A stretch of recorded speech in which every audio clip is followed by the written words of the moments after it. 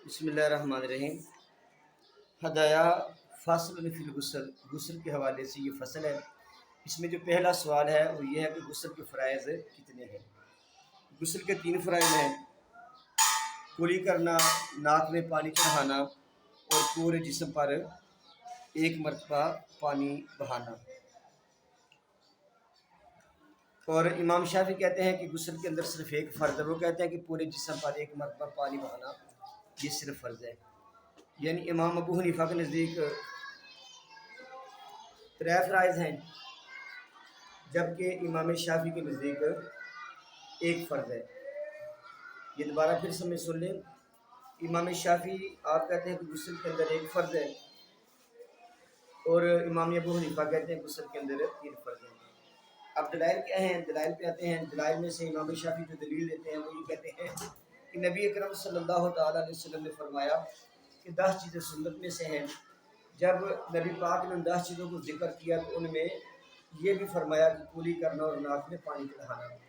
امام شافعی کہتے ہیں چونکہ نبی پاک علیہ السلام نے کولی کرنے کو اور ناک میں پانی چڑھانے کو سنت قرار دیا ہے، لہذا غسل کے اندر ان کا درجہ سنت کا ہے۔ جبکہ امام اعظم ابو حنیفہ کہتے ہیں کہ اللہ رب العزت نے ارشاد فرمایا کہ وَإِن كُنتُمْ جُنُبًا فَطَّهَّرُوا، کہ جب تم جنبی ہو جو تو خوب پاکی حاصل کرو۔ اب اللہ کا حکم یہ پاکی نہیں بلکہ خوب پاکی کا حکم ہے کہ ہم نے خوب اچھے طریقے سے پاکی حاصل کرنی ہے۔ اگر صرف پاکی کا ذکر ہوتا تو اس میں ایک ہی فرض ہوتا کہ ہم سر سے لے کے پاؤں تک اپنے جسم پر پانی بہا دیں۔ جب بات ہے خوب پاکی کی تو خوب پاکی کے اندر پھر کلی بھی آ جاتی ہے اور ناک میں پانی چڑھانا، کہ جہاں تک آسانی کے ساتھ پانی چڑھانا ممکن ہوتا ہے۔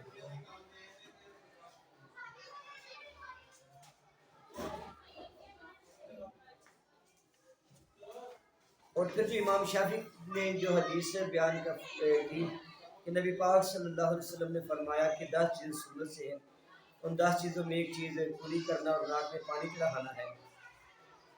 اس حدیث کا جواب ہم نبی پاک صلی اللہ علیہ وسلم کی ایک حدیث سے دیتے ہیں۔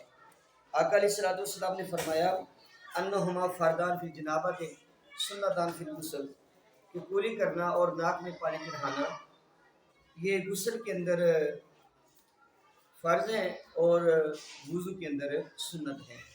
جب نبی پاک علیہ السلام نے اس چیز کی وضاحت فرما دی ہے کہ یہ دو چیزیں ہیں، وضو میں کلی کرنا اور ناک میں پانی چڑھانا یہ سنت ہے، لیکن یہ سنت ہے وضو کی، اور جب بات غسل کی ہوگی تو غسل کے اندر یہ فرض ہوگی۔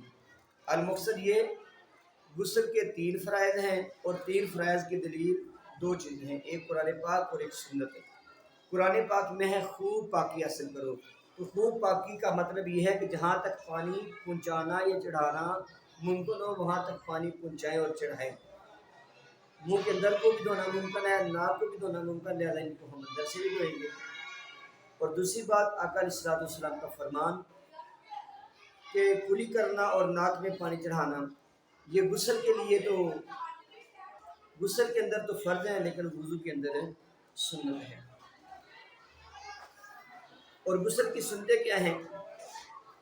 اس میں یہ ہے کہ وَسُنَّتُهُ أَن يَبْدَأَ الْمُغْتَسِلُ فَيَغْتَسِلُ يَدَيْهِ وَفَرْجَهُ، سب سے پہلے اپنے ہاتھ دھوئے، پھر شرمگاہ کو دھوئے اور شرمگاہ کو دھو کر وہاں سے نجاست کو ہٹائے، پھر جیسے نماز کے لیے وضو کرتے ہیں ویسا وضو کرے، لیکن اپنے پاؤں کو نہیں دھوئے گا۔ اب جب اس نے جسم پہ پانی ڈالنا ہے، پہلے مطلب یہ ہے کہ وہ پورے جسم پر پانی ڈالے گا اور پورے جسم کو دھو کر 3 مرتبہ دھونا ہے۔ 1 مرتبہ جسم پہ پانی بہانا فرض ہے، 3 مرتبہ سنت ہے، تو سب سے آخر میں اپنے پاؤں دھوئے گا۔ اب یہ جو غسل کا طریقہ اور سنتیں بیان کی گئی یہ وہ طریقہ اور سنتیں ہیں جو سیدہ حضرت میمونہ رضی اللہ تعالیٰ عنہ نے نبی پاک کے غسل کے حوالے سے نقل کی ہے۔ اور یہ جو میں نے بات بتائی ہے کہ سارا غسل کر کے اس جگہ سے ہٹ کے پھر اپنے پاؤں دھونے ہیں، یہ اس جگہ کی بات ہے کہ جہاں پر فرش کے اندر واش روم کے اندر غسل خانے میں پانی جمع ہو جاتا ہے۔ اور اگر ہمارے غسل خانے ایسے جیسے آج کل عمومی طور پر دیکھا میں نے اس پہ ٹائل اور پتھر کا کام کروایا ہے، یہ فرش لگا ہوتا ہے، تو جیسے ہی پانی ہمارے جسم پہ آتا ہے تو بہہ کر نالی میں چلا جاتا ہے، تو وہاں پہ بے شک ہم پہلے بھی پاؤں دھو لیں تو حرج نہیں ہے۔ تو جس میں جگہ کچی ہے اور پانی کھڑا ہو جاتا ہے تو وہاں پر ہم نے آخر میں پاؤں دھونے ہیں۔ پھر عورتوں کے حوالے سے ایک مسئلہ ہے، کیا عورت کے لیے اپنے سر کے سارے بال دھونا فرض ہے؟ غسل کے اندر کیا عورت اپنے سارے سر کے بال دھوئے گی؟ اس میں یہ چیز ہے کہ عورت کے حوالے سے نبی پاک صلی اللہ علیہ وسلم کی ہمیں ایک روایت ملتی ہے جو حضور آقا علیہ الصلوۃ والسلام نے سیدہ حضرت ام سلمہ ام المومنین رضی اللہ تعالی عنہا کو ارشاد فرمائی تھی۔ حضرت ام سلمہ نے سرکار سے پوچھا تھا کہ میرے سر کے بالوں کا کیا ہوگا؟ تو سرکار دو جہاں علیہ الصلوۃ والسلام نے ارشاد فرمایا کہ اگر پانی تمہارے بالوں کی جڑوں تک پہنچے تو تمہارے اپنے بالوں کو کھول کر مینڈیاں یا جس کو ہم گند کہتے ہیں ان کو کھول کر دھونا ضروری نہیں ہے۔ یعنی عورت کے سر کے بالوں کی جو جڑیں ہیں یعنی سر تک پانی پہنچنا ضروری ہے، مکمل بال ہر بال کو دھونا یہ ضروری نہیں ہے۔ اب اس کے ساتھ ہی ایک ضمنی سوال یہ ہے باب الغسل کے اندر کہ وہ کون کون سی چیزیں ہیں جن سے غسل فرض ہوتا ہے، غسل کب فرض ہوتا ہے، کب واجب ہوتا ہے۔ اس میں پہلی چیز یہ ہے انزال المنی علی وجہ دفق والشہوۃ من الرجل والمرأۃ حالت النوم والیقظۃ۔ مرد ہے یا عورت، اس کے جسم سے پانی اچھل کر نکلے جس کو ہم منی کہتے ہیں۔ مرد کے جسم سے جو پانی نکلتے ہیں وہ تین قسم کے ہیں، ایک ہوتے ہیں مزی، ایک ہے ودی اور ایک ہے منی۔ جو مزی ہے یہ سفید رنگ کا گاڑھا مادہ ہوتا ہے، اور جب انسان کے ذہن میں کوئی گندے خیالات آتے ہیں چاہے وہ مرد ہے چاہے وہ عورت، تو اس کے جسم سے پانی نکلتا ہے، تو وہ جو مطلب گندے ذہن میں خیال آئے تو جسم سے پانی نکلے، یہ گندی مووی دیکھیں تو جسم سے پانی نکلے، اس کو مزی کہتے ہیں۔ اس سے غسل فرض نہیں ہوتا، وضو فرض ہوتا ہے۔ ودی وہ مادہ ہے، یہ بھی گاڑھے رنگ کا ہوتا ہے اور مطلب سفید تو نہیں ہوتا، مٹیالے رنگ کا تھوڑا سا ہوتا ہے، آف وائٹ کلر کا، تو یہ بیماری کی حالت میں نکلتا ہے۔ مرد کو یا عورت کو بیماری ہو سکتی ہے تو بیماری کی وجہ سے بھی جسم سے وہ لیس دار مادہ نکلتا ہے، یا وزن اٹھائیں تو پھر بھی بسا اوقات ایسا ہو جاتا ہے، اس کو ودی کہتے ہیں، یہ بیماری کی وجہ سے نکلتا ہے، اس سے بھی وضو فرض ہے، غسل فرض نہیں ہوتا۔ پھر سنیں جو جسم سے پیشاب کے علاوہ مادے نکلتے ہیں وہ یا مزی ہوتی ہے، مزی جو ہم گندی چیزیں دیکھیں یا شہوت والی چیزیں دیکھیں تو جسم سے پانی نکلے، اور ودی جو بیماری کی حالت میں یا وزن اٹھانے کی وجہ سے نکلے، اور تیسری ہوتی ہے منی۔ منی وہ لیستر مادہ ہے جو اچھل کر نکلتا ہے، مرد کی عورت اس کو روکنا چاہے تو روک نہ سکے، اب چاہے وہ حالت بیداری میں نکلے چاہے وہ سونے کی حالت میں نکلے، تو اس کو جو پانی نکلتا اس کو ہم منی کہتے ہیں۔ یہ جو منی ہے اس منی سے غسل فرض ہوتا ہے، یہ پہلی چیز ہے کہ منی سے غسل فرض ہوتا ہے۔ امام شافعی کہتے ہیں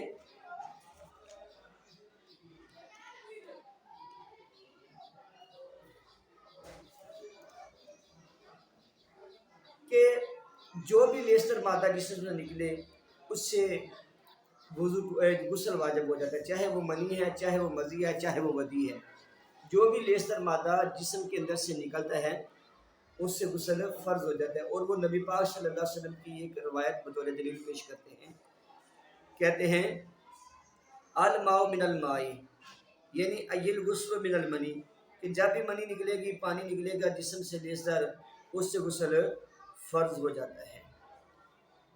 تو ہم یہ کہتے ہیں کہ جو نبی پاک علیہ الصلوۃ والسلام نے یا قرآن پاک نے غسل کا حکم دیا ہے تو وہ تب دیا ہے کہ جب جنابت ہو، اگر انسان جنبی ہو تو پھر غسل کرنا فرض ہے، اگر جنبی نہیں ہے تو غسل کرنا فرض نہیں ہے۔ اب جنبی کس کو کہتے ہیں؟ لغت کے اندر لکھا ہوا ہے یقال اجنب الرجل اذا قضى شهوته من المرأة، کہ فلاں بندہ جنبی ہو گیا، تو کب جنبی ہوگا؟ جب عورت کے ساتھ اپنی شہوت پوری کرے گا تو وہ بندہ جنبی ہو جائے گا۔ تو جنبی یا جنابت وہ حالت ہوتی ہے کہ جب شہوت کی وجہ سے اور مرد عورت کے ساتھ ہم بستری کرے، چاہے جاگتے میں چاہے سوتے میں، وہ جو پانی نکلے گا اس کو منی کہیں گے اور اس سے غسل فرض ہوگا۔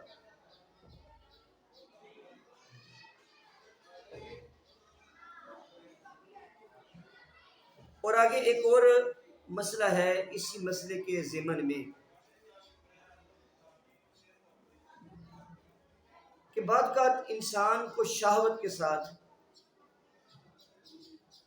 جسم جہاں پہ وہ منی جمع ہوتی ہے، انسان کے اندر جسم کے اندر وہ حصہ جہاں پر اللہ تعالیٰ اس کو جمع کرتا ہے، وہاں سے منی نکل آتی ہے، لیکن انسان کے جسم کے اندر ہی رہتی ہے، جسم سے باہر نہیں نکلتی۔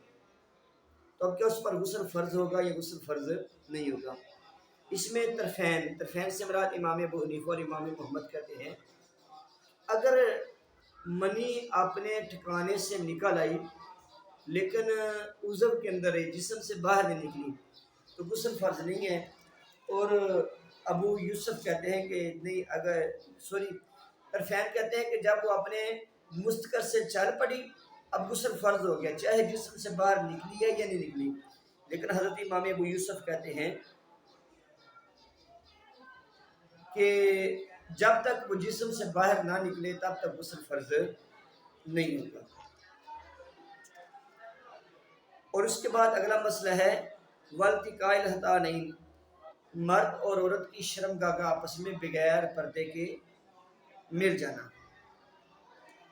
جب مرد اور عورت کی شرمگاہ آپس میں مل جائے، انزال ہوا یا نہیں ہوا، اور ختانین کا شرمگاہ کے ملنے کا مطلب یہ ہے کہ مرد کی شرمگاہ بے شک تھوڑی سی عورت کی شرمگاہ میں چلی جائے تو اس سے بھی غسل فرض ہو جائے گا، چاہے منی نازل ہوئی، منی نکلی یا مرضی نہیں نکلی۔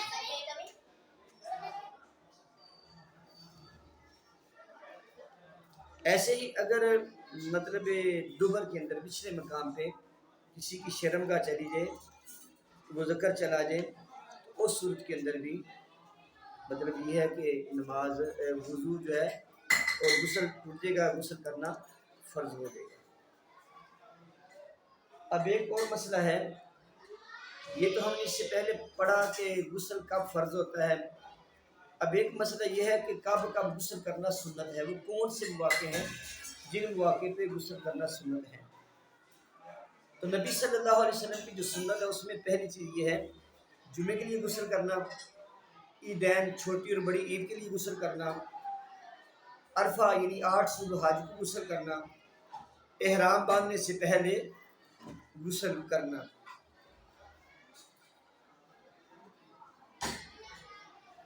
اور اس میں ایک ضعیف قول یہ بھی ہے کہ ان 4 مواقع پہ یعنی جمعہ، عیدین، عرفہ اور احرام یہ سنت نہیں ہے بلکہ مستحب کے درجے میں ہے۔ اور امام محمد کہتے ہیں کہ جمعے والے دن غسل کرنا یہ حسن ہے، اچھا ہے۔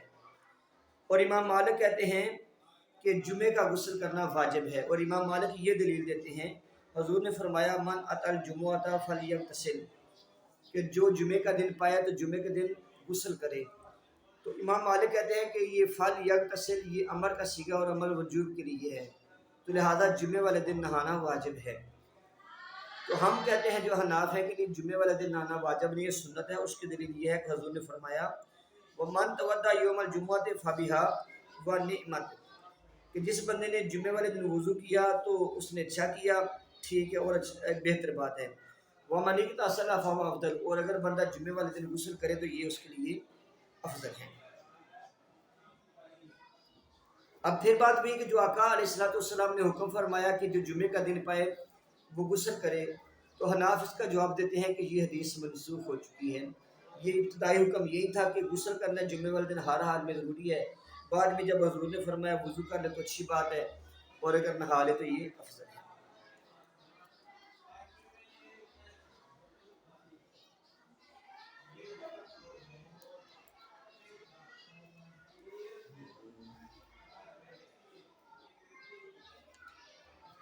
اس کے بعد